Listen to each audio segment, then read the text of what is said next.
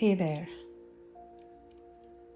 So, I want to ask you a question. Follow me along, okay? Think about the last difficult interaction you had with another human being. Anybody. Thought? It can be someone said something that annoyed you. Maybe you felt misunderstood, rejected, disappointed, hurt. Or perhaps you walked away from the conversation and found yourself replaying it in your head. What did you do next? Did you surpass the feeling? Or you expressed it? Did you act on it? Or did you analyze it? Did you ignore it and hope it went away? Because for something that happens to all of us every single day without fail, nobody really teaches us what to do with our emotions. We learn mathematics, we learn science, language, history, physics, but nobody sits us down and says, this is anger, this is fear, this is sadness, this is joy, this is disgust, this is surprise, and this is what you do when they show up. Instead, most of us inherit our emotional education. We watch our parents, our caregivers, the adults around us, and we think, how do they express anger?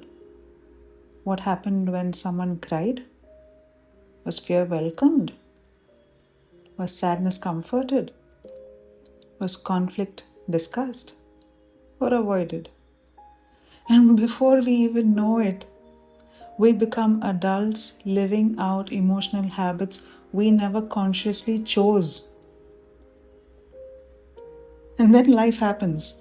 Relationships happen, work happens, loss happens, love happens. And suddenly we are expected to navigate one of the most powerful parts of human experience with no user manual. What fascinates me is that today we talk a lot about emotions. We talk about awareness, mental health, therapy, healing, and yet in many circles, wanting to understand your emotions is still seen as weakness. As though learning how your mind works is somehow optional. Imagine saying, I don't want to understand my body, or I don't want to learn how a car works before I drive it. Sounds absurd, right? And yet, millions of us move through life without ever being taught how to understand the one thing influencing almost every aspect of our lives, our emotions.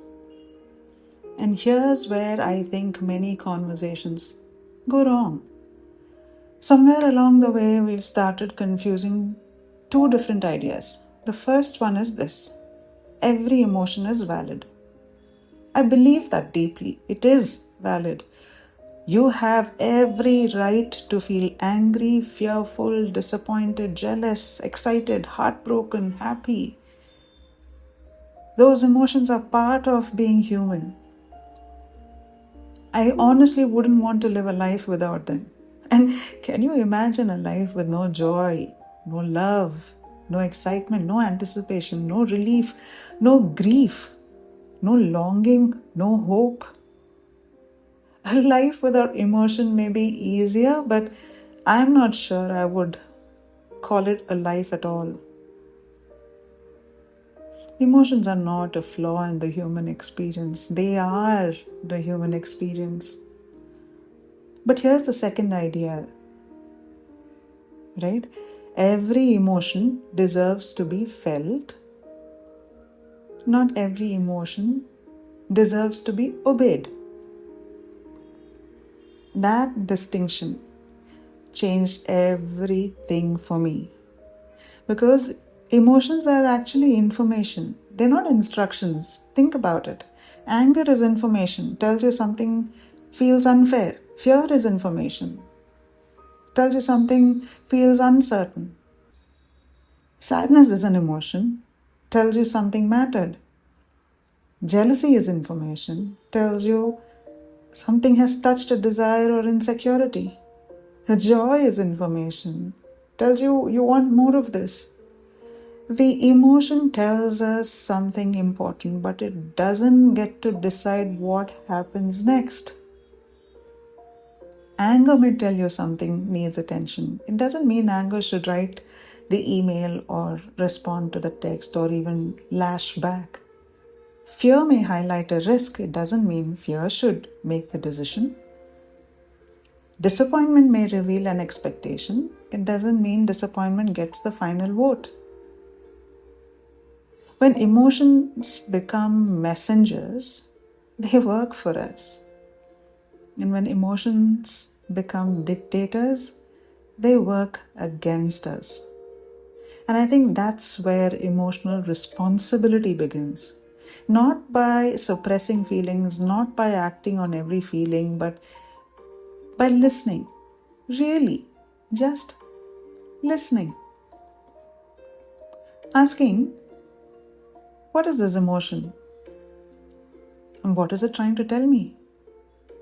Before deciding, what do I want to do with that information? Because in the end, emotional maturity isn't becoming less emotional. It's becoming more skilled at working with your emotions, feeling them fully, learning from them honestly, and then choosing our response deliberately, rather than handing over the steering wheel to the emotion. And that's the invitation I want to leave you with today. The next time a difficult emotion shows up, don't rush to get rid of it. Don't rush to act on it either. Just pause for a moment and ask these two simple questions. What is this emotion I'm feeling? Just put a name to it. And then ask, what is it trying to tell me? And then listen. Take the message. Then ask it to leave the steering wheel, because your feelings are welcome to stay. They just don't get to drive you.